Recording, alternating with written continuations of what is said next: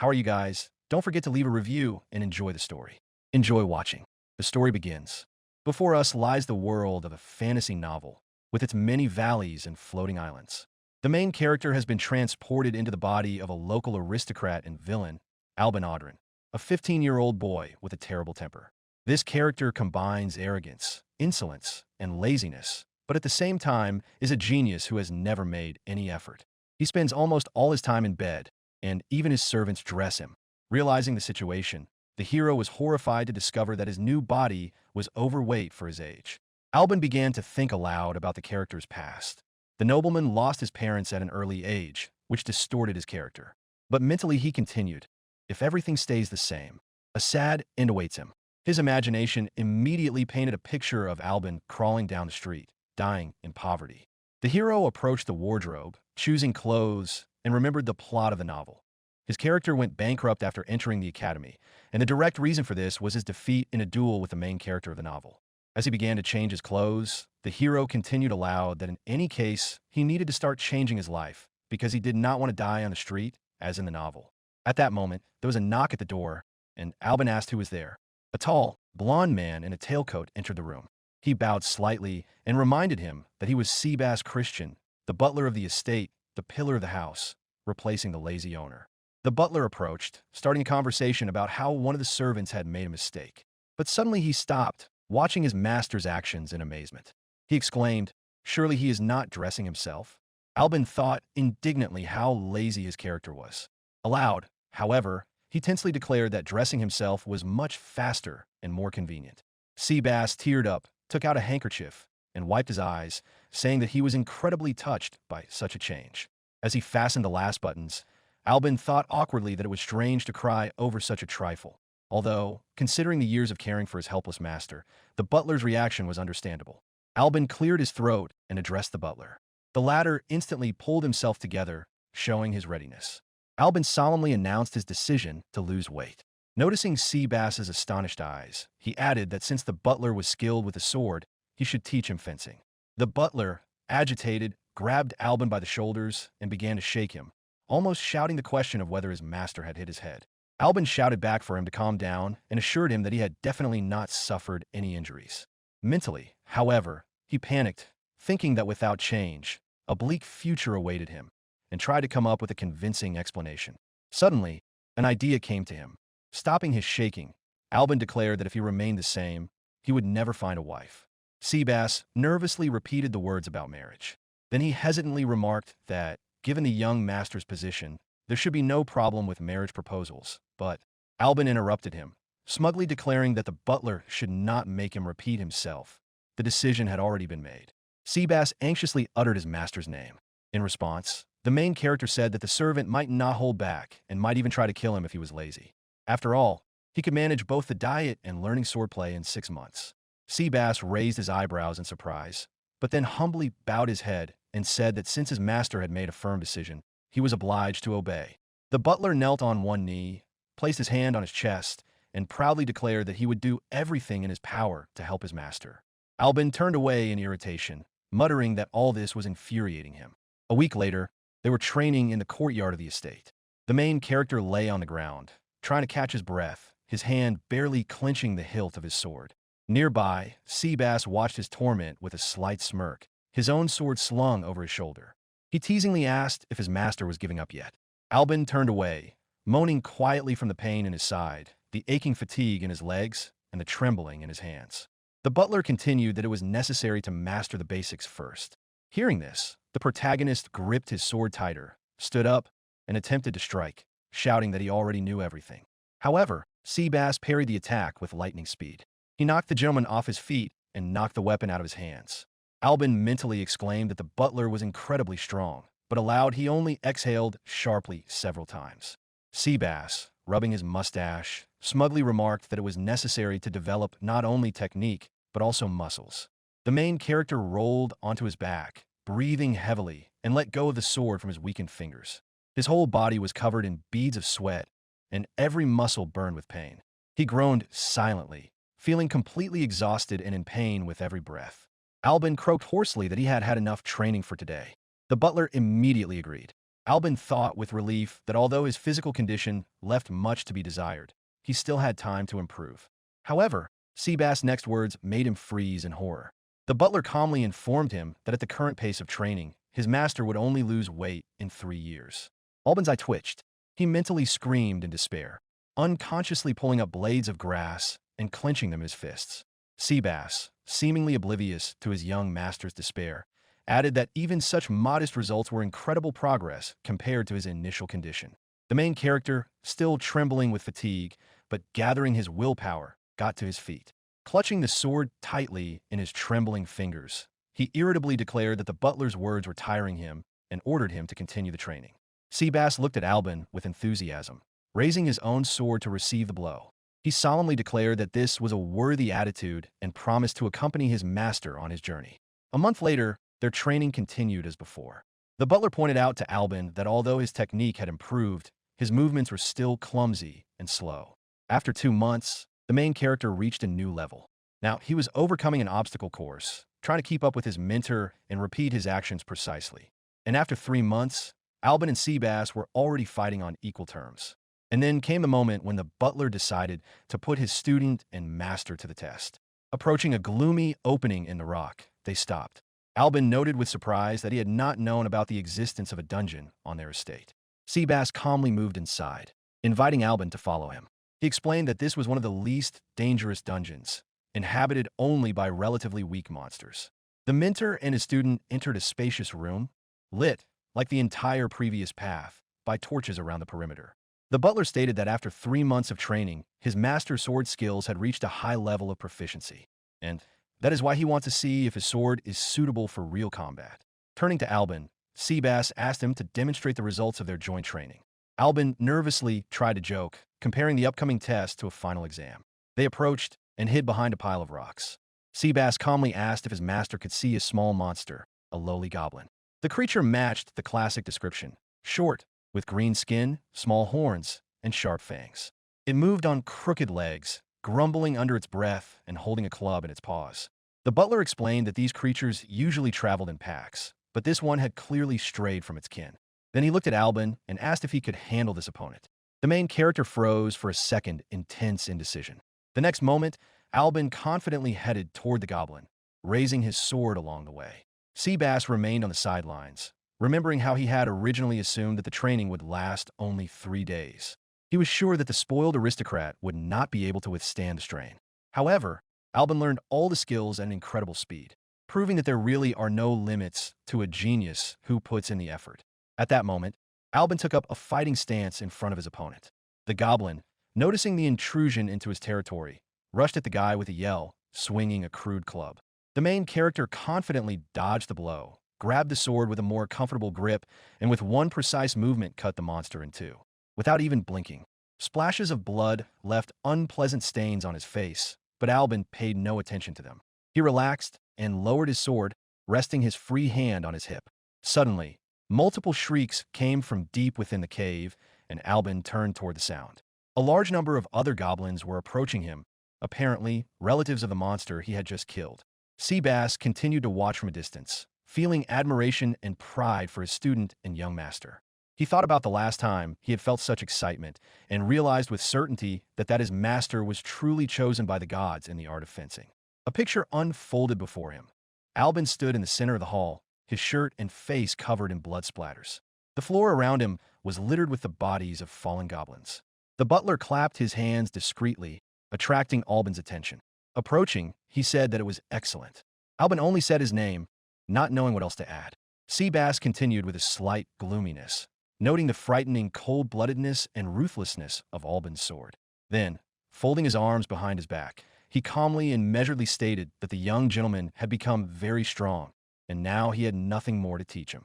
Albin first looked at his mentor in bewilderment, then opened his eyes wide, realizing the meaning of what had been said.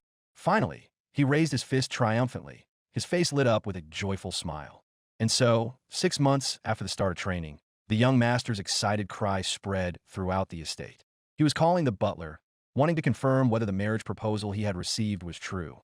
Seabass frowned slightly and remarked that he was being too loud. However, Albin, paying no attention to this remark, began to murmur excitedly that the diet had produced amazing results and that he would finally have a bride. In his mind, he was already imagining what she would be like, hoping for a sweet and kind companion. But the butler interrupted his dreams, saying that it wasn't exactly good news. These words made Albin freeze in confusion. Albin then decided to ask who exactly had made the proposal. Seabass cleared his throat nervously. He said that it came from the house of the Duke of Barrow. Hearing these words, the protagonist exclaimed indignantly that this was impossible. The Duke of Barrow's house was significantly higher in status than their baronial house. He couldn't understand why the Duke had chosen them. Suddenly, Albin froze, remembering the plot of the original work. His character was indeed married to Letitia Barrow, a troubled girl whose engagement had been broken off because of her misdeeds. Left with no options, she was forced to agree to marry into the baronial house. Albin almost collapsed to his knees, muttering that all his 6 months of effort had been in vain. Mentally, he despaired, realizing that it seemed he was still heading for his predicted doom. Seabass, keeping his cool, confirmed that the Duke's daughter did indeed have a difficult personality and advised the young gentleman to hang in there. In response, Albin shouted irritably that the whole situation was infuriating him. After calming down a little, Albin tried to find a way out of the situation. He excitedly suggested, waving his arms, that they could simply refuse the marriage, because it was all too much trouble. Seabass closed his eyes in irritation and sighed heavily. He replied that if the young gentleman wanted to make an enemy of the Barrow family, he could do as he pleased. The main character muttered through clenched teeth that this was an even more unpleasant prospect. He sat in an armchair, while his interlocutor stood at a respectful distance. The butler continued, advising him not to despair. He noted that an alliance with the House of Barrow could ensure the long-term security of their Audran family. Albin sadly thought that in reality, the opposite would be true. It was this connection that would lead to his downfall. Screaming inwardly in despair, he simply agreed with the butler's arguments aloud. Suddenly, the main character decided to inquire what this Letitia had done. Seabass frowned thoughtfully, rubbing his chin, and recalled the rumors. She had appropriated taxes from the lands for herself, brought young men to the estate, was an incredible spendthrift, and tried to take possession of her fiancé's fortune. Albin frowned even more deeply, whispering barely audibly that she was completely insane. Upset, he clenched his fists on the armrests of his chair, mentally indignant. He had tried so hard, lost weight to change his fate, and now it turned out that it had all been meaningless. After a while, all the residents of the Audran estate gathered in front of the main entrance, awaiting the arrival of Letitia Barrow. Albin stood composed, tense, and completely unenthusiastic about the upcoming meeting. When the carriage pulled up to the estate, Seabass solemnly announced that the young gentleman would finally meet his bride. Albin nodded without enthusiasm, anxiously wondering what kind of difficult person would now emerge from the carriage. However, to everyone's surprise, a young, beautiful, elegant girl dressed in a modest floor-length dress stepped out of the carriage. The main character was mentally surprised to find that she did not match his expectations at all. In reality, he blushed embarrassedly and greeted the guest uncertainly. The girl made an elegant curtsy, introduced herself, then straightened up, and, looking directly at Albin, announced that from today she would be living in the Audran house and asked to be treated kindly. Albin muttered something indistinctly in response.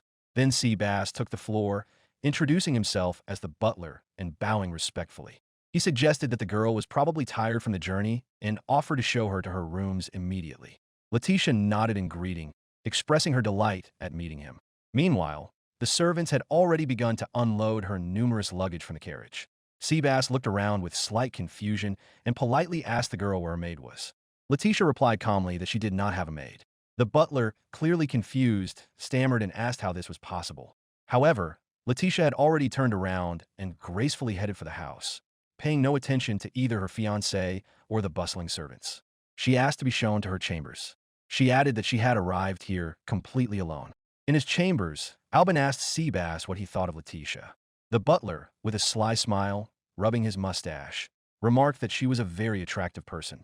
Albin replied irritably that that was not what he had asked. Seabass apologized, and choosing his words carefully, he said that the situation seemed strange to him. Albin rose from his chair, came closer, and putting his hands on his hips, agreed. The butler, folding his arms behind his back, calmly noted that Letitia did not correspond at all to the rumors of a promiscuous girl. Her manners spoke to the contrary. The main character waved his hand, confirming that he thought the same thing and that the girl seemed more intelligent. to which his interlocutor suggested that there was clearly something unknown to them behind all this.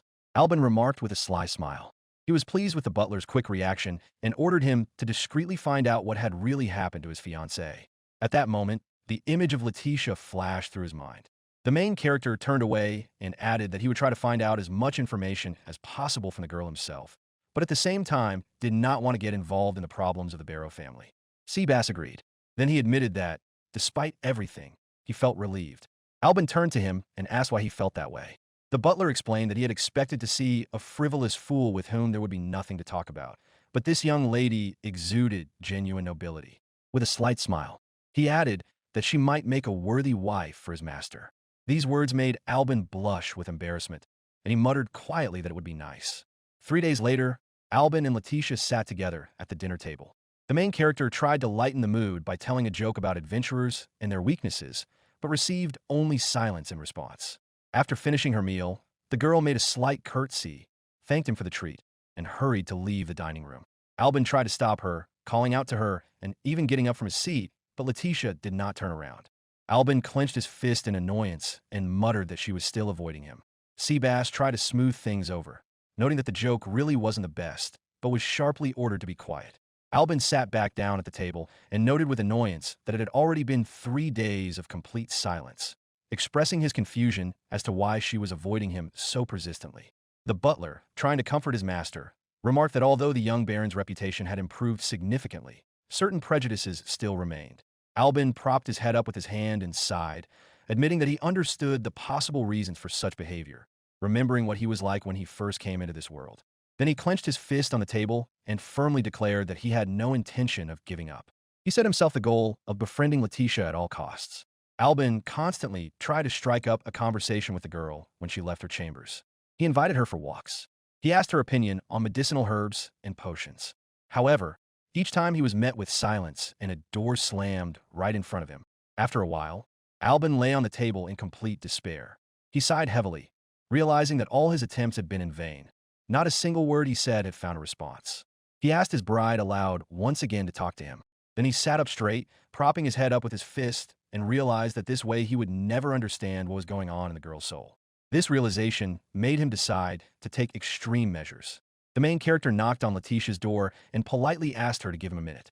He suggested going out for some fresh air, arguing that sitting locked up all the time was bad for her health. Letitia, as before, continued to sit with her book, completely ignoring his presence. Albin lowered his hands, preparing for another failure, but this time he was not going to give up. With grim determination, he drew his sword from its sheath. His face contorted into a sinister grin. Through gritted teeth, he muttered that if the girl continued to be stubborn, he would have to resort to villainous methods. In the next moment, he chopped the door of the chambers to pieces with a few precise blows. Letitia spun around at the crash and cried out in indignation. When the dust settled, Albin assessed the result of his work and stepped over the threshold. He calmly apologized, as if nothing had happened. Letitia jumped up from her seat, frowning angrily, and demanded an explanation for his behavior. The main character, casually slinging his sword over his shoulder, promised to repair the door immediately. But Letitia retorted that it wasn't about the door. Crossing her arms over her chest, she indignantly declared that he had dared to violate a lady's personal boundaries and called on him to remember his manners. Albin ran his hand over his chin with a demonic grin and reminded her that he was a villain and scum, ready to do anything to achieve his goal, even breaking into a woman's room. Letitia, having cooled down somewhat, asked him again about his intentions. Albin sheathed his sword, approached the table where she was reading, and, with a sudden blush on his cheeks, smiled charmingly and asked her out on a date. These words made the lady raise her eyebrow in confusion. Letitia and Albin went for a walk anyway. Albin walked slowly ahead with a smile, stretching and remarking on how pleasant the fresh air was. Letitia walked slightly behind, her arms crossed in front of her and her eyes downcast. Turning to his companion, Albin asked if she shared his feelings. With an impassive face, the girl replied that perhaps she did, but that she would be more comfortable without his company. Albin lowered his head in disappointment, realizing that his reputation as a scoundrel still affected their relationship. Looking up at the sky and pursing his lips, he mentally acknowledged that in her place, he would not trust someone with such a history either. Then Albin looked ahead again with a determined expression on his face, having made some kind of decision. The main character continued on his way, pointing out to his companion that there was a particularly picturesque view beyond the mountain path. These words clearly interested Letitia, and she picked up the hem of her dress and quickened her pace. Albin was about to continue on his way, but his companion, with annoyance and slight embarrassment, demanded that he wait. Mountain trails were new to her. Albin slapped his forehead with a comical gesture, turned around, and returned to the girl. Letitia, carefully stepping over the uneven path, reproached him for not warning her about such a route in advance. Albin approached her with apologies, and unexpectedly easily picked her up with one hand under her shoulders and the other under her knees. Letitia cried out in fright. Albin smiled, and with a smile, he assured her that now she definitely wouldn't twist her ankle. Letitia blushed with embarrassment. She began to stammer, demanding that he put her down, to which her companion only shrugged expressively, noting that he had no bad intentions. Such complications were completely unnecessary for him. Albin noted with surprise how easy it was for him to lift the girl, and mentally thanked Seabass for all the intense training. Noticing his pensive expression, Letitia indignantly remarked that even if he wasn't going to do anything, his thoughts were clearly far from decent. Albin coughed awkwardly, trying to hide his confusion. Engrossed in conversation, they did not notice how close they had come to their destination. Albin suddenly exclaimed, suggesting that his companion pay attention to the view that was opening up because they had reached the right place. Letitia shifted her gaze from her companion's face to the surrounding landscape, and her eyes widened with admiration, her cheeks flushing slightly. They were standing at the very edge of a cliff, which offered a breathtaking view of a picturesque valley. Looking at his companion, the main character couldn't help but smile softly, and his own cheeks also turned slightly pink. He turned to the panorama and explained that this was the observation deck with the best view of the Audern estate, and that he really wanted to show her this beauty. Letitia asked again, looking at Albin again, and his next words made her blush even more. Albin confirmed his words and added with a warm smile that these were the lands they would have to defend together. The moment was broken when Letitia freed herself from Albin's embrace and took a step back. Frowning slightly, she noticed that he was very different from what she had been told. The hero raised an eyebrow questioningly, putting his hands on his hips and looking intently at his companion. Letitia continued, crossing her arms over her chest, but all her severity melted away in the stubborn blush that lingered on her cheeks. She explained that she had heard of a man named Albin Audern as an arrogant, insolent, and petty scoundrel. Albin corrected her with a smirk, noting that she had forgotten to mention lazy, and also disputed the description petty. Grinning, he raised his index finger and proclaimed himself a great villain with theatrical pathos. An awkward silence ensued for a few moments, broken by Letitia's silvery laughter. With a slight smile, she asked if real villains usually called themselves villains. Albin froze in place, blushing. He noted to himself that her smile was truly beautiful. Soon they moved to a more comfortable place, where Letitia decided to refresh her feet in a small lake. Lifting the hem of her dress, she turned to her companion with a beaming smile, noting that although the water was cold, it was incredibly pleasant. Albin, sitting on a rock by the shore, smiled and remarked that for a young lady who grew up in the city, such simple pleasures must be a novelty. Letitia came out of the water and sat down next to her companion. With a slight teasing smile, she asked if he really enjoyed asserting himself at the expense of an inexperienced city dweller. Albin crossed his legs, rested his chin on his folded arms, and at first tried to deny it, but then, turning to his companion, admitted with the same smile that he was just joking. Letitia raised her eyebrows in surprise. Albin, without taking his eyes off her, suggested they seize the moment and get to know each other again. Seeing her puzzled tilt of the head, he explained that they still knew practically nothing about each other. The lady shrugged, muttering that she wasn't really interested. However, Albin immediately countered that he, on the contrary, was very interested.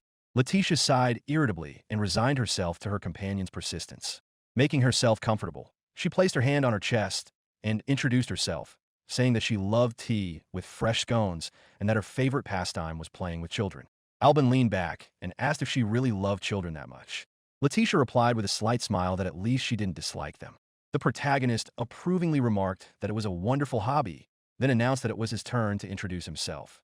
He said that he used to love steaks, but now he has to refrain from eating them for the sake of his diet, and mentioned sword training and idleness as his hobbies. With a touch of playfulness, Letitia remarked that he was a strange person, sometimes a workaholic, sometimes a slacker. Albin smiled and agreed that he thought so too. But then he asked rhetorically, isn't turning a flabby body into a toned one proof of hard work? Letitia thoughtfully replied that maybe she really should follow his example. The main character raised his index finger and gently but firmly stated that he liked Letitia just the way she was. Suddenly, Albin jumped up when he heard a suspicious noise coming from the bushes behind them and helped his companion to her feet. A huge bear emerged from the thicket, growling menacingly. Letitia froze in terror, while Albin calmly identified the predator as a killer bear. He explained that this beast regularly ravaged crops and caused a lot of problems.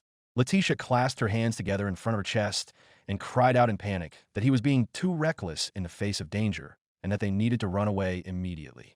Suddenly, the beast dropped to all four paws and rushed toward them. The main character stepped forward, shielding the girl, and realized with cold clarity that the predator had chosen his companion as its target. Out loud, he remarked with feigned ease that he could not deny his wife's appetizing appearance. But at that moment, his hand lightning fast drew his sword. With a swift lunge, he severed the monster's head from its body with one precise blow, noting how harmful the creature was. Without lowering his blade, he loudly ordered the already dead creature not to dare approach Letitia.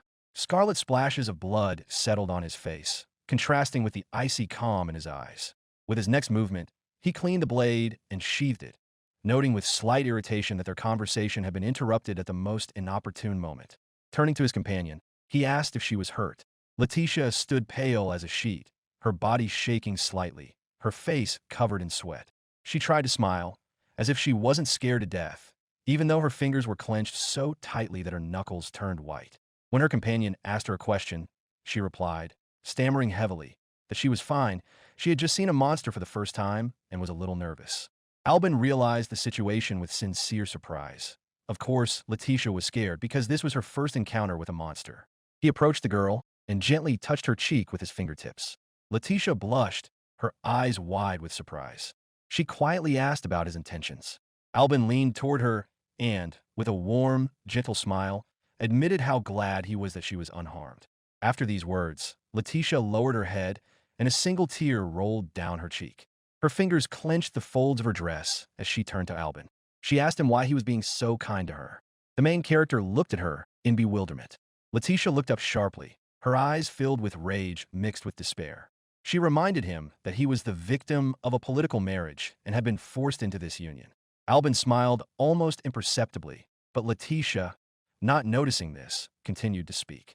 She wondered why, instead of simply receiving support from the Barrow family and leaving her alone, he was trying to establish a relationship with her. The main character took Letitia's hand in his, and with a broad smile, he tried to lighten the mood by saying that he wanted to enjoy the company of his lovely wife. However, noticing that the lady not only did not cheer up, but became even more gloomy, he gently stroked her fingers and admitted that this was not the only reason. Then his face became serious, even gloomy, as he added that he wanted to know what she had done and whose hatred she had incurred. Letitia's eyes widened in shock. She quickly turned away and said that it was better for him to remain in ignorance for his own good. The main character raised his hands, trying to get the girl's attention again, and said that this would not work because he was no longer a stranger. Letitia shook her head and said that he could still stay out of it. She unnoticeably clutched the fabric of her sleeves, involuntarily hugging herself, and offered advice. Turning to her companion, she said with a serious frown that if he wanted to protect the Audron house, he would have to oppress her. Albin's eyes widened in shock. Letitia was lost in memories. She was only 5 years old when she learned about her future husband. The news was brought by one of the maids who was helping her get ready for the new day. It turned out to be Duke Morrow Bertley. At that time, the little girl eagerly awaited meeting her fiancé, carefully choosing the best dresses and imagining him to be a wonderful person. But the reality turned out to be completely different. The Duke appeared to her to be an infinitely stupid man who led an idle lifestyle, spent money recklessly, and brought young women of questionable behavior into his home. He openly flirted with them without the slightest embarrassment. Once Letitia caught Morrow in the company of such girls. The Duke immediately noticed her and asked if she needed anything. The girls who had surrounded him a moment ago immediately began whispering about the guest. Ignoring the girls present, Letitia clasped her hands in front of her and turned to her fiancé with a concerned expression on her face. She delicately pointed out that the tax increase was apparently having a negative impact on the lives of his subjects. Images she had seen on the streets came to mind, people dying of hunger. Letitia tried to continue, but was immediately interrupted by Morrow. The Duke raised his eyebrow dismissively and, pointing his finger at her, declared that she was merely a link to the House of Barrow and of no value to him. He did not even bother to remember her name and ordered her not to interfere in political matters. Letitia's eyes widened in shock at these words. The girls of easy virtue smiled quietly. The heroine blushed with embarrassment. She tried to smooth things over by explaining that she had spoken out solely out of concern for her fiancé. The nobles on the sofa were already whispering openly, casting contemptuous glances in her direction. Letitia left the room with the utmost dignity and returned to her chambers. There she finally gave free rein to her feelings. She burst into tears, trying to wipe them away with one hand and covering her mouth with the other so that her sobs would not be heard. She remembered how she had been taught since childhood that her future husband was an important figure whom she must serve. But the sight of the suffering of the common people gave her no peace. Secretly leaving the estate, she watched life outside the walls. A little girl with a raucous cough begged her older brother for food, and he desperately pleaded with passers-by for help. Nearby, a woman yelled at a man who had stolen a bag of flour, and he apologized, repeating that his child was sick. In the distance, two men carried a rough coffin, followed by a girl calling for her father, while her sobbing mother tried to hold her back. Right next to her, passers-by were desperately discussing that this was already the 12th death in a month, and that soon their families would also face starvation. Listening to these conversations and seeing the suffering around her, Letitia could not remain indifferent. Her heart was torn with compassion for the common people, which prompted her to take a desperate step. She decided to secretly withdraw part of the collected taxes to distribute the funds among those in need. With firm determination, she thought it better for this money to help the starving survive than to be spent by Morrow on his base pleasures. 3 years later at the ball, Duke Bertley turned to his fiancée and announced to everyone that from that day on, he was breaking off their engagement, smiling almost madly. Letitia immediately found herself the focus of many glances, and whispers spread throughout the hall. Confused, Letitia tried to understand his words. Morrow snorted, and then, with obvious smugness, he declared that it wasn't enough for her to squander his family's assets. She also embezzled taxes from the lands.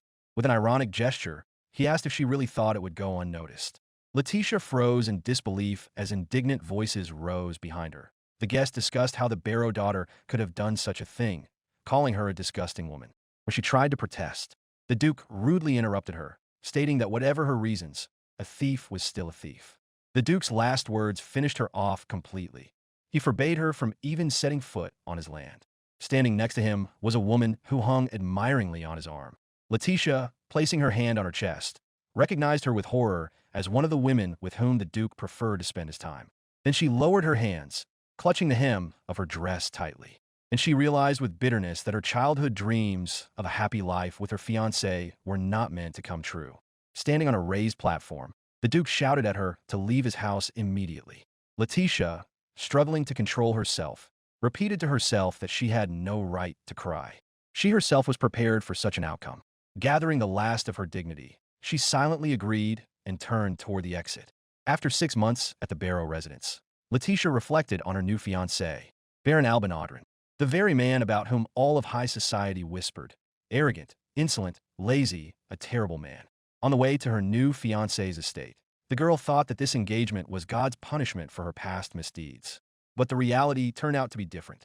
The real Albin showed himself to be completely different, affectionate, gentle, persistently trying to befriend her. Letitia remembered their moments together, how the Baron persistently tried to talk to her, even though he was ignored every time, their walk in the countryside, and their warm conversation on the shore of the lake at the end of their first date. Sitting in her chambers and hugging a pillow, she realized with tears in her eyes that only Albin looked at her with genuine interest. Only he tried to trust her, despite all the rumors in her past. That was why she shouldn't have dragged him into her problems. She couldn't let the Baron suffer because of her.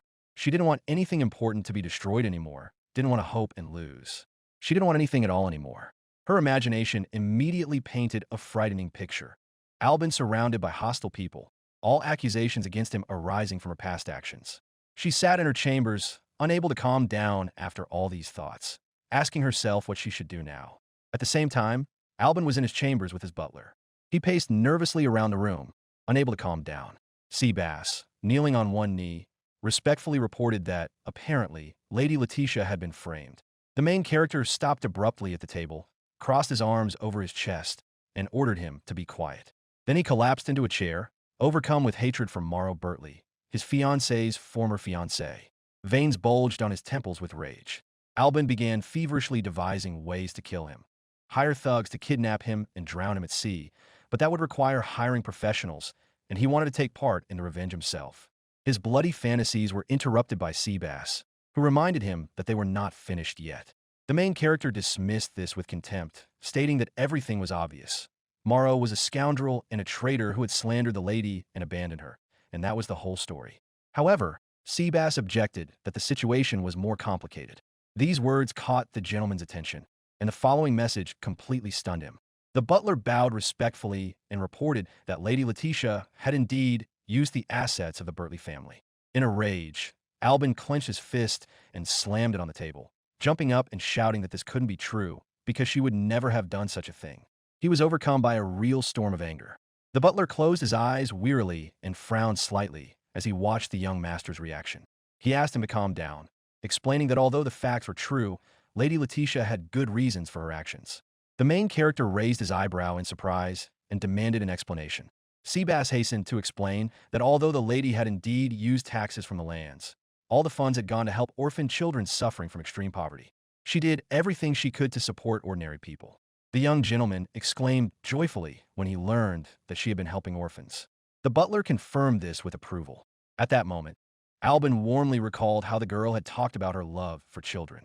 Seabass went on to explain that the so-called misappropriation of assets at the Bertley house was actually an investment in improving people's lives. Letitia personally delivered money to those in need in an effort to combat poverty. Albin leaned his hand on the table, rubbing his chin with the other hand, and concluded that Letitia was correcting the consequences of Duke Bertley's incompetence. He realized that her attitude toward him from the very beginning was not caused by hatred or fear. She was simply worried about him. The main character clenched his fist on the table, then turned to the butler. He demanded an honest answer. Seabass immediately agreed. Albin asked what he thought when he learned the truth, still not turning to face him. The butler hesitated for a moment, but then said firmly and indignantly that his first thought was, "Why on earth?" With a mad smile and bulging veins, Albin finally turned to his interlocutor and said that he felt the same way. He reached out his hand toward him, clenched his fist, and demanded help in showing that despicable Duke who had framed Letitia what it meant to be a true villain. The next morning at breakfast, Letitia froze with a piece of bread in her hand when she heard Albin's words. She looked at her husband in surprise and asked him to repeat what he had just said. Picking at his food, the main character calmly replied that he had spread rumors. Then he looked up at the girl and explained with a smile that the rumors were about his plans to take revenge on Duke Morrow in order to restore Lady Letitia's reputation. Continuing to eat, he confirmed that these were the rumors now circulating in society. Letitia, on the other hand, tried to comprehend what she had heard. Then she jumped up abruptly and exclaimed anxiously that this was not the right thing to do, as it would attract the attention of Duke Morrow. With a soft and gentle smile, the protagonist asked her to calm down. Calmly continuing his breakfast, he revealed that he had actually started another rumor intended to elicit public sympathy. Letitia raised her eyebrows in surprise. Albin explained that the second rumor was about the bad relationship between Lady Letitia and Baron Audrin. According to this version, Albin planned to drug his wife with a forbidden potion in order to extort money for Duke Morrow. Letitia noted that this completely contradicted the first rumor. Having calmed down, she returned to her seat. The main character confirmed her observation and added that this was the advantage. With an ominous smile, he said that such rumors work best on those with a guilty conscience. Sometime later, at the Bertley residence, the young Duke sat on the sofa with a dissatisfied expression on his face, fingering some coins. He complained that the rumors circulating in the city were too contradictory.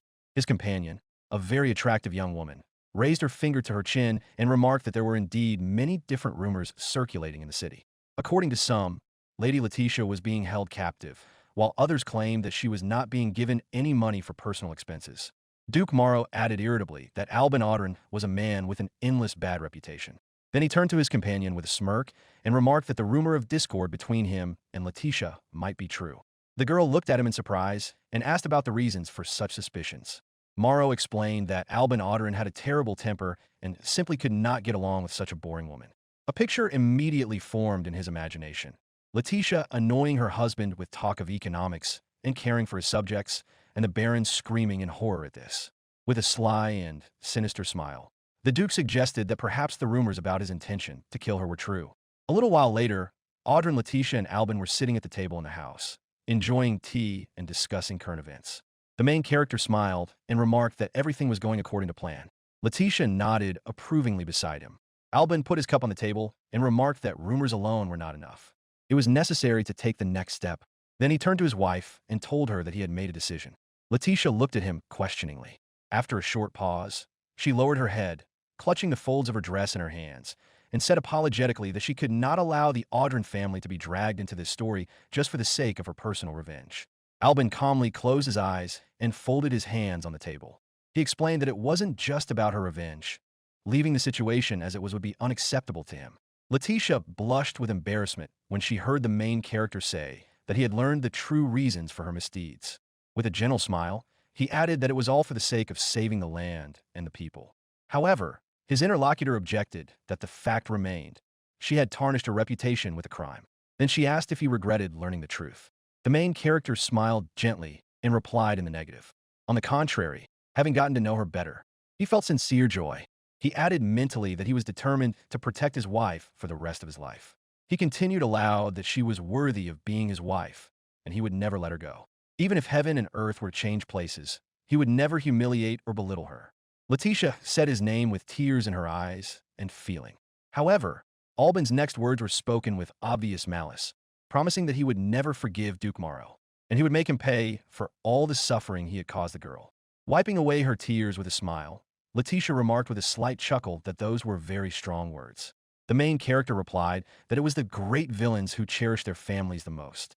Sometime later, in the production warehouse of the Audrin estate, in the far corner stood Lady Letitia, her arms crossed discontentedly over her chest. Hearing footsteps, she remarked dismissively that she had been kept waiting. The group that entered consisted of Duke Bertley with his companion, who smiled quietly, and several guards. The Duke said Letitia's name, to which she replied with obvious irritation in kind. Morrow was indignant, demanding to be addressed as Sir, and noted that she remained as insolent as ever. Then, demonstratively showing the letter, he admitted that he was surprised by her initiative and did not expect to receive a message from her. There were so many complaints about Baron Audrin that it was no longer a message, but some kind of cursed amulet. With a sneer, he showed the message to everyone present. Letitia said with some apprehension and discontent that she could no longer bear to be the wife of such a man. Then she cried out that the Baron had been like this since his youth and asked to be saved from his cursed house. After carefully examining the letter in his hands, Morrow suggested with a mocking smile that she must have had a hard time with Baron Audrin, whom everyone considered a terrible man. His companion glanced contemptuously at Letitia. Letitia confirmed the Duke's words. Suddenly, Morrow began to tremble slightly, then burst out laughing, which grew louder with each passing second. He covered his face with his hand, causing the lady to look puzzled.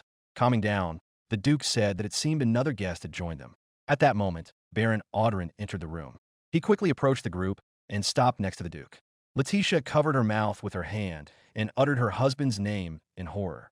Morrow asked mockingly if she didn't understand that he had been conspiring with Baron Audrin all along.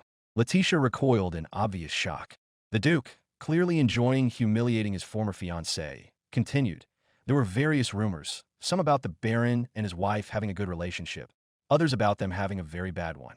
But when her letter arrived, he became convinced of their real discord. By turning to him for help, Letitia herself had pulled the trigger that would destroy her. Letitia exclaimed in disbelief.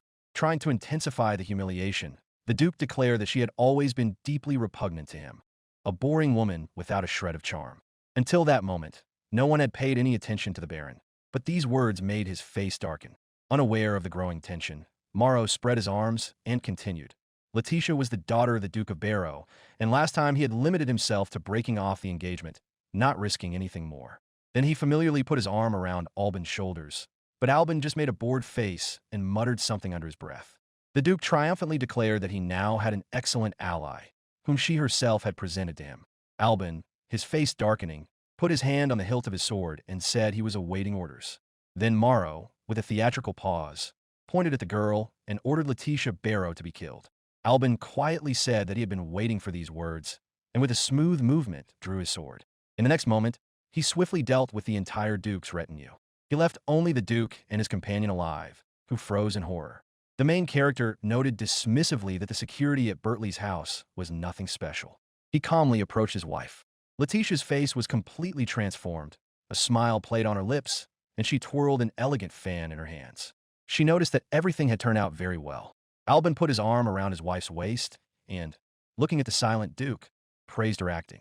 Covering her face with her fan, Letitia also looked at the Duke with a sinister expression and replied that she was honored to receive his praise. Morrow froze in horror as he watched what was happening. Morrow cried out the Baron's name in terror. His companion clutched his arm convulsively, trying to wipe away tears of fear. The Duke continued to shout, accusing the Baron of meanness and demanding an answer as to whether he had indeed orchestrated everything. Albin responded with an ominous, almost insane smile, reminding him that it was Morrow who had first tried to discredit Letitia. The Duke cursed irritably under his breath. The main character pointed his sword at his rival. He indifferently declared that he would not forgive what had been done. He expressed his intention to make Morrow experience all the despair that Letitia had once endured. Everyone present watched Albin tensely. Suddenly, the Duke burst out laughing. Then he haughtily declared that, although he had not expected their alliance, betrayal remained a serious crime. He and his companion visibly perked up. The girl supported him, stammering slightly, and declared that she would not allow this impoverished aristocrat and petty baron to get away with it. Albin lowered his sword and dryly remarked that this was obvious. The Duke was about to continue, but he was interrupted by footsteps behind him. Two men appeared from behind the shelves, the butler of the Audran house and Hugues de Crayon, the kingdom's supreme knight. They were followed by the lord's retinue. Seabass declared that now they could prove their master's innocence. The Duke turned sharply to the newcomers and demanded that they identify themselves. The High Knight ordered him to calm down and rebuked him sternly, noting that the Duke knew perfectly well who he was talking to. Morrow asked in alarm what Lord Crayon was doing there. Lord explained that he had come to Audran's lands on the orders of his friend Seabass to investigate an incident. By pure chance, he had witnessed something terrible. Then he asked directly whether it was true that Duke Bertley had planned to kill Duke Barrow's daughter. Morrow began frantically coming up with excuses, shouting that it was all Albin Audran's intrigue. The High Knight raised an eyebrow skeptically and asked for details. At that moment, a smiling Seabass intervened in the conversation. He addressed the Lord and informed him that they had a letter from Duke Morrow to Baron Albin, then took the document out of the inside pocket of his tailcoat. Lord Crayon turned to him with a slight smile and held out his hand for the evidence. Morrow froze in shock, overcome with horror and shock at the unexpected turn of events. The serious knight began to read the letter in which the Duke offered the Baron help in getting rid of Letitia. He then noted that there was no mention of a conspiracy in the letter. The butler bowed respectfully and smiled broadly, declaring that the matter was apparently settled. Duke Bertley panicked and shouted at Albin that he had set the whole thing up. The Baron smiled and pretended not to understand what he was talking about. Letitia, standing behind her fiancé, mentally noted that Albin had deliberately mentioned his ignorance to Lord Crayon, but had left no written evidence. She thought with admiration what a terrible person he was after all. The High Knight ordered his retinue to arrest Duke Morrow Bertley. The Duke cursed in rage. Then, with a sharp movement, he took off his glove and threw it at the Baron's feet, loudly announcing his challenge to a duel. He spread his arms theatrically, trying to attract everyone's attention, and declared that he intended to restore his dishonored honor in this way. His face was contorted with rage, his eyes were unnaturally wide, and swollen veins appeared on his temples. Albin deftly caught the flying glove, but with an irritated and contemptuous look, he said that he was thoroughly tired of this whole charade. Then he threw the glove back, drew his sword, and with a mad gleam in his eyes, proclaimed that he would now have the legal opportunity to openly beat the Duke. Lord Crayon stepped between the opponents, spreading his arms wide. He solemnly announced that, as Hugues de Crayon, he would witness the duel. Morrow muttered furiously that he would definitely kill the Baron. But the main character unexpectedly raised his hand, saying that he had only one question before the fight began. He asked if the Duke intended to apologize to Letitia, promising that if he sincerely repented, he might allow him to leave more or less alive. The Duke froze in rage. Then he suddenly raised his sword and rushed at the Baron with a shout, telling him not to dare joke and to die immediately. Albin continued to stand relaxed, but shouted loudly that there would be no apology. Then he would not hold back either. When the Duke was almost upon him, the Baron clenched his free hand into a fist and struck his opponent in the face with one precise blow. Morrow recoiled, clutching his broken nose. The main character approached his recoiling opponent and, with a haughty smile, raised his hand and asked what had happened. Wasn't he going to kill him? Morrow almost went mad. He began to swing his sword indiscriminately, trying to hit the Baron, and shouted why nothing was working for him and why his opponent was so strong. Albin, however, playfully dodged the blows. Then he struck the Duke powerfully in the solar plexus with his knee. When he collapsed to his knees, The Baron pushed him away with his foot and explained that he had become strong thanks to 6 months of relentless training. He had trained for Letitia, who had been trying her best all this time to prevent him from destroying himself. Albin continued that while the Duke was entertaining himself with women and tormenting his subjects, Letitia was trying to save at least some of the peasants. Morrow struggled to his feet and shouted with a crazed expression on his face that he didn't care. Even if the peasants died, new ones would always be born. Before he could finish, Albin swiftly pinned the Duke's hand to the ground with his sword. He screamed in pain and shock.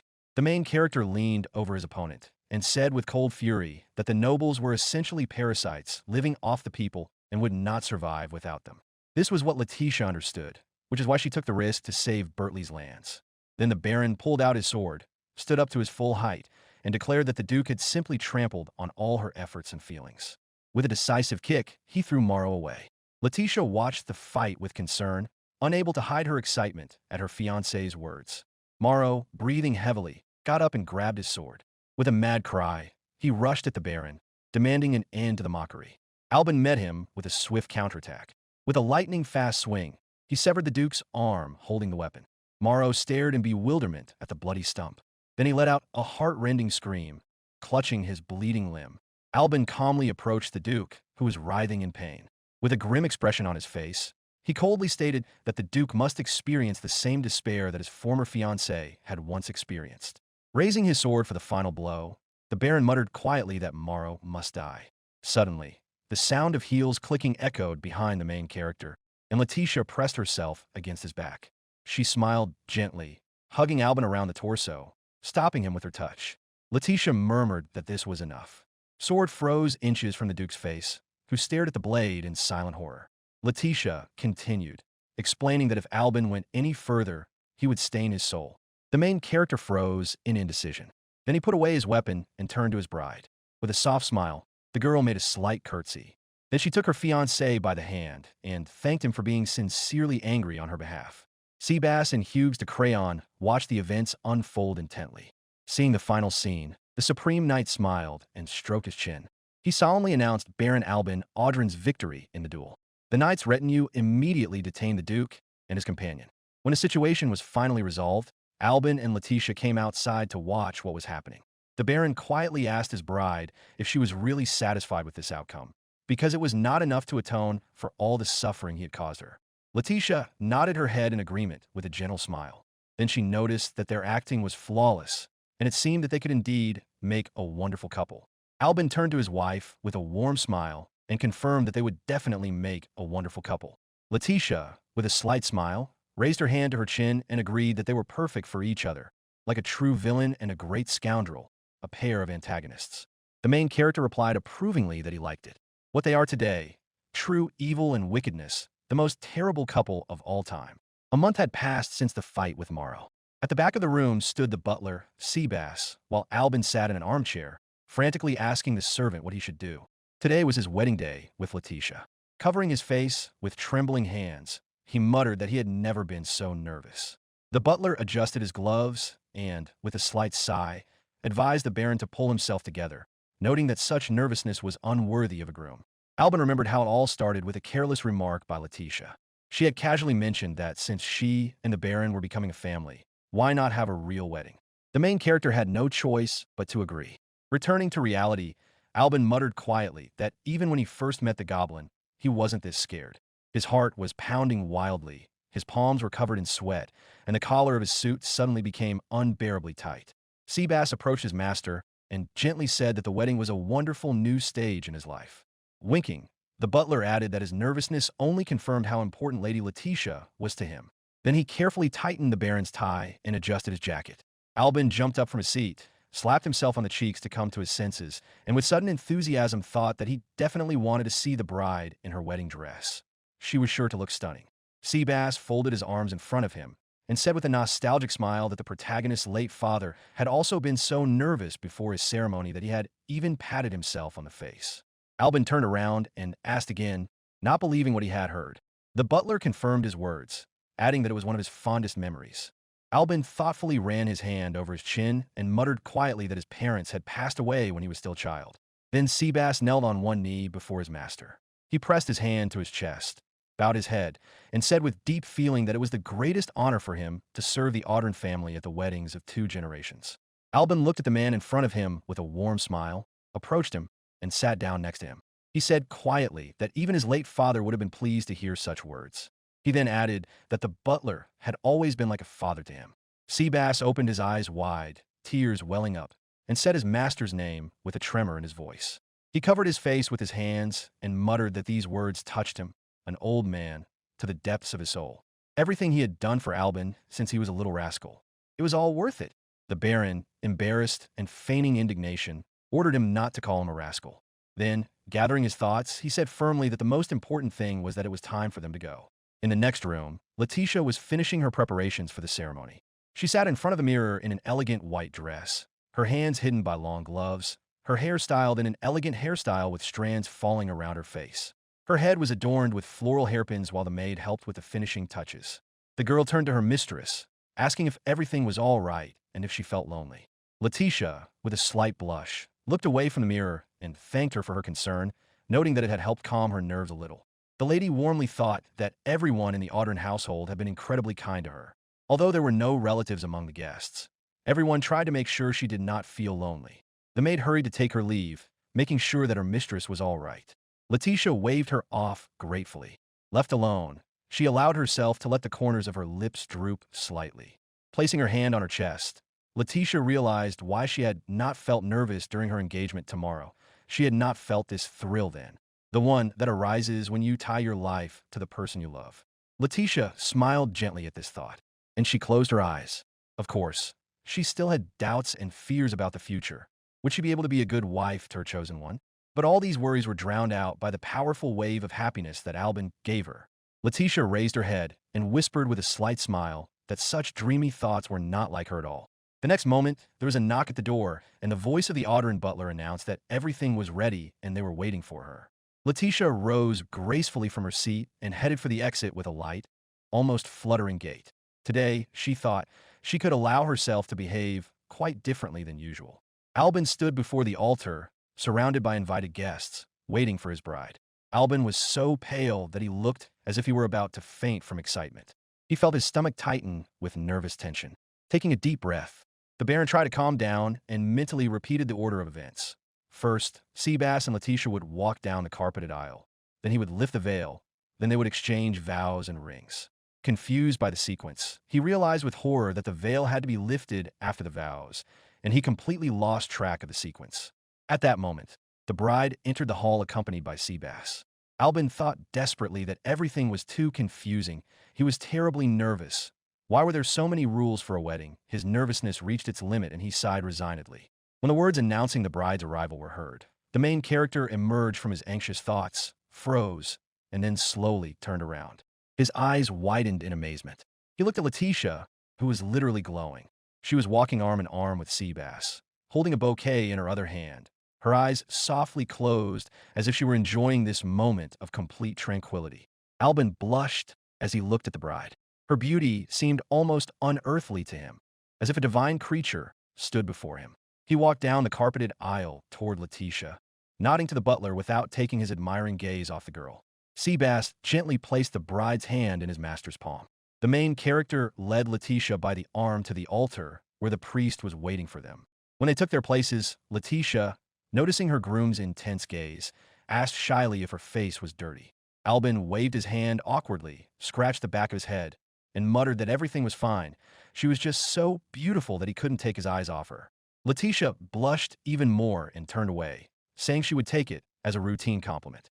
Albin panicked and exclaimed that it wasn't a routine compliment at all. She really was the most beautiful woman in the world right now. Seabass, sitting in the front row, watched this touching exchange with a broad smile. Letitia laughed, covering her face with her bouquet, thanked him, and admitted that she was very pleased. The groom looked at the bride with a tender smile, bowing his head slightly, and thought that he was probably not the only one whose heart was about to jump out of his chest with excitement. When they took their places before the altar, the priest solemnly pronounced their names, and he began to read the vows, whether they promised to love and respect each other, in sickness and in health, in wealth and in poverty, until death do them part. The newlyweds exchanged glances and confirmed their vows with a smile. Then the priest announced that it was time to exchange rings. Albin took the ring and gently took Letitia's hand to put it on, but noticed that her fingers were trembling slightly. He said her name anxiously, looking up. Letitia lowered her head and apologized quietly, admitting that she was suddenly overcome with fear. Could she, a fallen aristocrat, find happiness? And did she even deserve it? An image instantly popped into her mind. Letitia sitting on the floor of a huge cage, her face buried in her knees, and Albin standing outside, his expression hidden by the shadows. But from reality came the firm voice of her now husband, saying that of course she deserved happiness. In her imagination, he cut through the bars of the cage with a tender smile, freeing her. The main character's next words brought tears to her eyes. Promising to make her the happiest woman in the world, he gently touched her cheek. Then he slipped the ring onto her finger, saying firmly that it was his promise. Letitia looked at her hand with tears in her eyes and whispered that she was truly happy now, perhaps the happiest moment of her life. Albin looked at her with a tender smile, held out his hand to exchange rings, and admitted that this was also the happiest moment for him. Then he intertwined their fingers, pulled her close to him, and gently remarked that it was too early to call it the happiest. Letitia looked at him in surprise, her eyes wide open. The main character leaned toward her and promised that he would make his wife think again and again that she was the happiest she had ever been. Therefore, this moment was only the beginning. Letitia smiled and remarked that if there were so many happy moments, by the time they grew old, they would no longer be able to determine which one was truly the best. Albin agreed with her, smiled quietly, and added that now he had a good reason to be happy. Mentally, lifting her veil, he thought that a smile suited his wife best. And to protect that smile, he was ready to do anything. In the next moment, their lips met tenderly, and a shower of petals fell from the ceiling. Seabass, overcome with emotion, even jumped up from his seat, filled with joy. The priest solemnly declared them husband and wife. Overjoyed, Albin lifted his bride into his arms, and Letitia threw her wedding bouquet with a beaming smile. Meanwhile, in a completely different place, the supreme knight of the kingdom, Hugues de Crayon, was talking to the director of the Royal Academy, Faust Melchizedek. With a confident look, he suggested to that Albin and Letitia Audrin be considered as candidates, asking the director's opinion on the matter. A third person suddenly joined the conversation, shaking his head in disagreement. He expressed his disapproval, pointing to the constant bad reputation surrounding Albin and Letitia. The director thoughtfully stroked his long gray beard.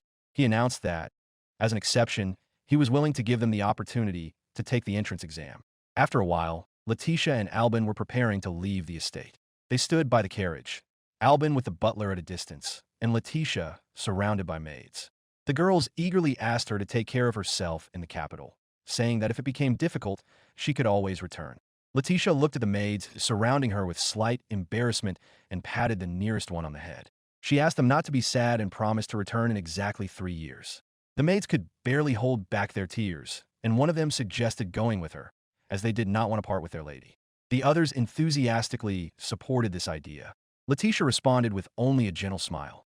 Taking a step back, Letitia raised her hand, calling for silence, and gently but firmly explained that as servants of the Audrin household, they must take care of the estate and lands in the absence of their masters. The girls began to wipe away their tears, admiring the lady, so strict, yet kind and magnificent at the same time. Albin smiled as he watched this touching farewell scene. He jokingly noted to himself that he, incidentally, was also the owner of the estate, but all the attention went to his wife. Then he approached his wife, offered her his hand, and helped her into the carriage. Just as he was about to follow her, Seabass called out to him. Albin turned around with a questioning look in his eyes. The butler bowed respectfully and assured him that if his lordship needed any help, he could turn to him at any time. Then, with a sly smile, he quietly added that the master should be especially careful at the academy. The main character smiled in response and assured him that everything would be fine. He reminded him that surely his mentor had not forgotten about his intensive training over the past 6 months. So the young couple, barely 16 years old, set off for the capital to hone their aristocratic manners. An admission to the Royal Academy of the Magdala family. When they finally arrived, Albin almost fell out of the carriage, grimacing in pain, and moaned that the long carriage ride was pure torture. Letitia opened her fan, hiding her laughter behind it. At the entrance to the castle, they were greeted by servants who bowed respectfully. They said they had been expecting their arrival and that rooms had already been prepared for Lady Letitia, while Lord Albin would have to take an entrance exam. Letitia snapped her fan shut and asked her husband what kind of test he was talking about. The main character patted her on the shoulder and asked her not to worry, explaining that Morrow just wanted to have a little fun at his expense. Then he turned to the servants, and his expression instantly changed. It became gloomy and mocking. He muttered contemptuously that he would have to participate in their boring performance. A blond young man was waiting for him on the training field. When he saw Albin, he muttered something contemptuously about a bastard. The servant introduced him as Mr. Bastian. He mentally noted that the Bertley family had paid him well, and now all that remained was to humiliate this upstart. He stood with his chin held high and his arms crossed over his chest, clearly trying to demonstrate his superiority. Looking at the Baron, he was confident that he would make him fail. Albin tried to greet him politely, but the examiner cut him off sharply, accusing him of being late. Bastian shouted that such behavior was unacceptable for an applicant. The young man expected the Baron to be intimidated by such pressure. But Albin calmly replied that the carriage had arrived on time and that the wait was the examiner's own initiative. In a rage, Bastian shouted, "How dare he talk to him like that?" The main character just covered his ears from the noise. He clicked his tongue in annoyance. The examiner ordered the test to begin. The first task was to use magic to hit target. Bastian smiled to himself. After all, magic is only taught after admission to the academy, so this upstart would definitely fail. The main character stretched out his hand toward the target with a bored look on his face, summoning a dark flame. A powerful explosion instantly destroyed the target. Bastian froze in amazement, unable to believe what he had seen. He didn't understand how this was possible, because even he was not capable of combined magic. The corners of Albin's lips twitched in a slight smile. He remembered how he had spent 6 months training with sea bass, mastering not only the art of fencing, but also magic. With a casual smile, Albin turned to the examiner and asked about the result of the test. Bastian exhaled irritably, and he threw the training sword to the Baron. He announced the next test, a training fight, where Albin would only need to earn 1 point to win. The main character asked if it wasn't too harsh to demand that he defeat his teacher before even entering the academy. Bastian shouted that he would make him fail and rushed into the attack. He delivered quick blows, and while Albin dodged them boredly at first, he soon began to calmly parry them with one hand. He casually asked what the problem was, since the teacher couldn't even handle him with one hand. Bastian shouted furiously, telling him not to dare mock him. In response, the protagonist cut his opponent's sword in two with a single movement and declared that it was Bastian's behavior that was shameful. The teacher stared in bewilderment at his empty hands. Then Albin struck him on the head with the flat of his sword. Bastian fell heavily to the ground from the blow. The main character approached him closely, grabbed him by the hair. He pulled him close to his face and told him that he was just a weakling.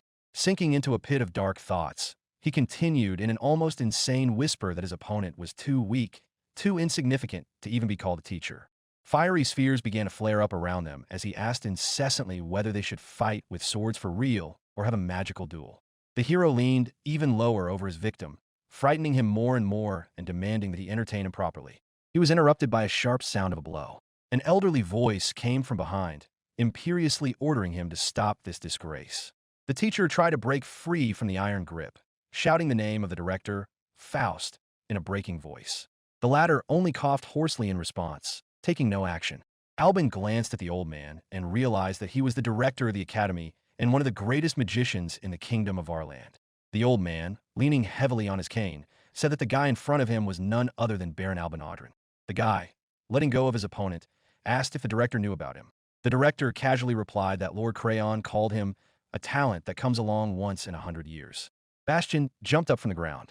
He hysterically shouted that the student had attacked the teacher and demanded immediate punishment. The director stroked his beard with one hand and looked at him disappointedly. Then he grimly declared that there was no place for mediocrity at the academy and ordered him to pack his things and leave immediately. Bastian froze in bewilderment, trying to ask something, but then he collapsed to the ground. He cursed loudly and began to pound his fists furiously on the ground. Albin watched the scene with a smirk. When the director called out to him, he officially confirmed his admission to the Royal Academy and advised him to study diligently. The main character bowed politely and thanked him for the opportunity. Then Mr. Faust turned and left, offering a parting piece of advice. From now on, it is not worth mocking teachers without good reason, because the Baron is just a student. Albin watched him go. Then he began to hum a tune, thinking that although he had been reprimanded, he had been forgiven this time, and he did not plan to go too far in the future. The director, noticing that the young man was heading in the wrong direction, called out to him and explained that the dormitory was in the other direction. He added that Albin and another student would be living separately from the others in a special building. Albin froze for a moment with a puzzled expression on his face, then simply shrugged and headed in the direction indicated. Once there, he stopped in front of the door to his room. He wondered who his roommate would be. With a broad smile, he opened the door and announced that he was coming in. Letitia was sitting on the sofa across from him. The main character froze in the doorway, puzzled, realizing that this was not a women's dormitory. Letitia, carefully lifting her cup of tea, replied that she had been placed here from the very beginning. Taking a sip, she added that it was the director's order. At first, Albin smiled happily, but then it dawned on him, and this realization frightened him. He would have to live in the same room as his own wife, which would inevitably lead to some consequences. Remembering the director, he thought indignantly, wondering if he wanted Albin to become a father before graduating from the academy. Turning tensely, the main character tried to leave to negotiate with the director about separate rooms. But Letitia managed to grab his hand, stopping him, and smiled gently with a sly look in her eyes. Albin resigned himself, but asked that at least a partition be placed between their beds. Letitia sighed pretentiously and said she had hoped that one bed would be enough for them. Meanwhile, in his office, the academy director and the Grand Knight were playing chess. The old man remarked that when the Lord supported the scoundrel Audrin, he thought he had gone mad, but now he understood him perfectly. Hugues de Crayon replied with a smirk that now the director could see for himself that Baron Albin Audrin was a talent that came along not once in 100 years, but once in 1,000. Stroking his beard thoughtfully, Monsieur Faust said that the young man was strong, proud, not drunk with his talent, but at the same time completely ruthless. However, a demon had taken root in his soul, forcing him to destroy his enemies. The Lord made a move and asked if that was why the Baron had been placed with his wife. The director looked up at his interlocutor. He said that Mrs. Letitia possessed the qualities of a wise ruler and would become an irreplaceable woman for Albin Audrin. The Lord covered his eyes with a smirk and said that would be interesting to watch their relationship develop. Faust agreed and clarified that new rules had come into force this year, after which he announced checkmate to his opponent. Hugues de Crayon exclaimed, admitting defeat, and asked if what had happened to Bastian was normal. The director merely waved his hand dismissively, saying that it didn't matter, and besides, he had been bribed. Meanwhile, Bastian ran along the paved road.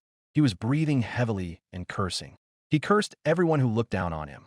When he saw a girl on the way, he decided in a fit of rage that he would get everyone dirty, and Albin Audrin and the academy would pay dearly. The girl barely had time to glance at him before he tried to grab her arm. She screamed in fright, dropped her books, and recoiled. Suddenly, a young man appeared in front of her, easily intercepting the attacker's hand and declaring that he would not tolerate violence. Bastian stared at the stranger in shock. The stranger struck him on the head with the hilt of his sword. Bastian fell heavily to the ground. The young man turned to the girl and asked if she was all right. The girl nodded shyly. Lying on the ground, Bastian muttered why he had to suffer because of Albin Audrin. Hearing these words, the young man turned around and asked again. The Baron was the talk of the academy. People whispered about how he had beaten up a teacher before he even enrolled, warning that it was better not to mess with him. Noticing Albin, the students hurriedly dispersed. The main character sat bored on a bench in the courtyard, waiting for his wife. Suddenly, he got up, stretched, and looked around. Letitia was late. She said she was going to buy flowers, but he had a bad feeling about it. So he went to look for her. Turning the corner, he saw a scene. His wife was surrounded by other girls. They said that fallen ladies had no place in the academy. How dare she even apply to this place? Letitia just covered her face with a fan, haughtily covering her eyes. Albin froze in the distance, gripping the hilt of his sword, and thought about how best to proceed in this situation. Meanwhile, Letitia abruptly closed her fan and opened her eyes. Smiling at the girl closest to her, she declared that the one who stank of perfume dogs wearing human skin was closer than she thought. The girls gasped in horror and indignation. The friend of the offended girl decided to stand up for her, shouting that they would not tolerate humiliation, and swung her hand to slap her. Seeing this, Albin rushed forward in horror, shouting his wife's name. But someone beat him to it. A blonde-haired guy appeared between the girls and grabbed the attacker's hand. Letitia, hiding behind her fan, looked at the stranger in surprise. He said darkly and reproachfully that it was shameful for three to bully one, and that after this they had no right to call themselves noble women. Albin watched the scene in amazement. The girl who had tried to hit Letitia snorted in irritation, declared that they had wasted their time, and left, taking her friends with her. The stranger politely asked Letitia if she was all right. She replied in the affirmative and thanked him for his help. The main character continued to stand aside, indignant at how this handsome man was pestering his wife. The stranger smiled and said there was no need to thank him, as he simply couldn't walk by. Albin came out of hiding and walked toward them with an angry look on his face. He abruptly pulled Letitia toward him, putting his arm around her shoulders. With a forced smile, he thanked the stranger and warned him to stay away from his wife. Letitia uttered her husband's name in surprise. The stranger immediately raised his hands, showing obvious embarrassment and even fear, apologized, and asked if she was really his wife. Then, without waiting for an answer, he asked if his interlocutor was Baron Albin Audrin. The protagonist confirmed this. The stranger smiled cheerfully and friendly, saying that he knew it, because even commoners talk about the Baron's exploits. He extended his hand and introduced himself enthusiastically as Leonil Hylant. Then he became a little embarrassed and suggested that he be called simply Leo. Albin shook his hand and froze, looking gloomy. Leo bowed his head in silent question. Letitia looked anxiously at her husband. He stood there looking extremely gloomy. A little later, on their way to the classroom, Albin still had the same sullen expression on his face. The lady asked with a slight smile if her husband was thinking about how to expel Leonil from the academy, and she moved closer to him.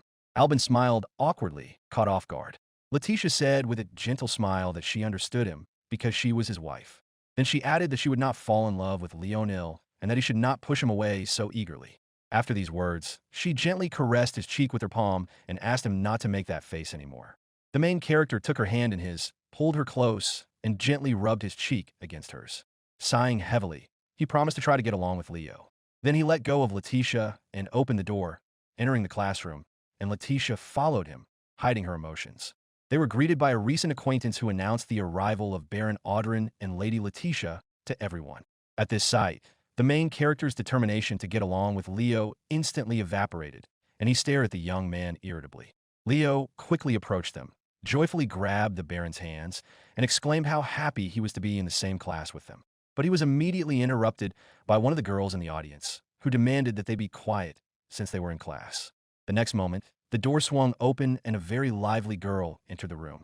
She immediately greeted everyone from the doorway, introduced herself as the curator of Class F, Paula Velvet, and expressed her hope for cooperation. Standing in the doorway, she glanced around the classroom. Noticing the tense atmosphere, she leaned forward slightly and asked why everyone looked so gloomy. One of the students addressed her, asking if he could ask a question. The curator tapped her index finger on her chin, trying to remember his name. She guessed that his name was Ivan. The boy adjusted his glasses and, with a haughty look, clarified that he was from the venerable house of Scottish dukes. Then he asked why the academy did not divide students according to titles and social status, forcing him to study with such people, looking contemptuously at his classmates. After these words, a guy sitting on the windowsill 2 meters above the floor addressed him. The young man looked impressive and confident. He frowned and asked irritably if Ivan really considered everyone present to be commoners. Ivan turned to him and confirmed this dismissively. The guy stood up. With a threatening smile, he declared that, by order of the director, all students must forget about class distinctions during their studies. He added mockingly that, according to rumors, his lordship had missed the entrance ceremony. The Duke of Scottish adjusted his glasses and replied tensely that he did not understand what this had to do with the matter, and also believed that his interlocutor had taken too high a position for a commoner. They could have continued to argue, seriously frightening the girl sitting next to them at the first desk. However, their argument was suddenly interrupted by a sharp clap. This was how the curator Paula decided to get everyone's attention and put an end to the quarrel. Still smiling cheerfully, she announced that she had an assignment for everyone to start with. Taking a piece of chalk in her hand, Paula began to write something on the board, explaining that new regulations were being introduced at the school this year. When she finished, she stepped back, looked with satisfaction at the crown she had drawn, and continued. With a slight mockery in her voice, the curator announced that one of the students would be chosen, who would rule the class, a kind of king. With a serene, happy look, she turned to the students and waved her arms joyfully. Albin, Letitia, and Leo stared at her in surprise, not believing what they had heard. However, Paula ignored the general confusion and coolly added that, unfortunately, the 9 losers would be forced to swear absolute obedience to the king until graduation. Ivan angrily slammed his hand on the table in front of the already frightened girl. He was furious. They had not been warned about anything like this before they entered. In response, Paula just shrugged innocently, putting her index finger to her lips. New rules. Nothing can be done about it. Her gesture seemed to say. Ivan could only stand there in silent helplessness and indignation. Suddenly, a blond guy with long hair, a low-cut shirt, and gold jewelry addressed the curator. He sat with his feet up on the table and, raising his hand, asked how exactly this king should be chosen. Paula turned to the board and replied that they could decide for themselves, and began to list the options: a competition of knowledge or strength, negotiations, fistfights, or even wealth. Turning to her students with a slight smile, she added that if the king was not chosen within a month, everyone without exception would be expelled. The students exchanged tense glances.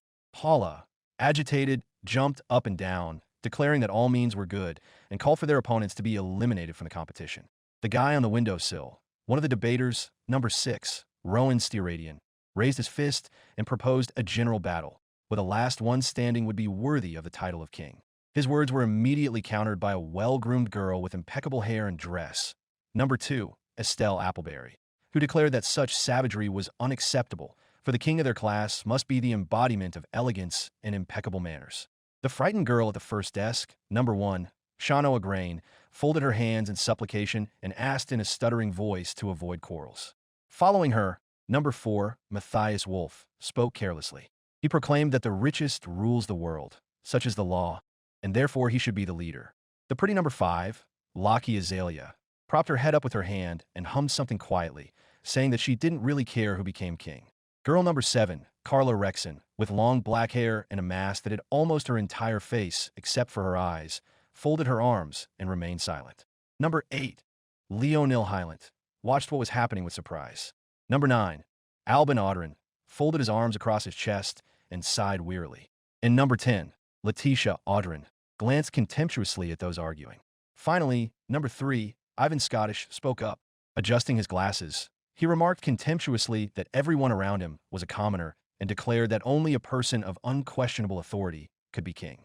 Matthias only smiled mockingly in response, pointing his finger at Letitia and noting that there was a person in the audience with much higher authority than him. Letitia sighed heavily and asked the curator if she could nominate someone other than herself as a candidate. Receiving an affirmative nod, she turned to her classmates. She firmly stated that only her husband, Albin Audrin, was suitable for the role of king. With these words, Letitia clung to her spouse, causing him extreme surprise and a storm of conflicting emotions in the others. Realizing the meaning of his wife's words, Albin froze tensely. Suddenly, Leonil suggested that they first decide who was the strongest here. Albin looked at the guy in bewilderment. Letitia just smiled sweetly and confidently declared that there was nothing to decide. Her husband was, of course, the strongest, and no matter how many opponents appeared, it would be easy for him to win. Realizing the complexity of the situation, Albin mentally lamented the unnecessary hassle, but did not oppose his wife's will. Noticing how other students were approaching with the clear intention of testing their strength, he just smiled confidently, stood in a fighting stance, and put his hand on the hilt of his sword. To be continued. Thanks for watching. Write your feedback in the comments. If you like the story, please like and subscribe. See you soon.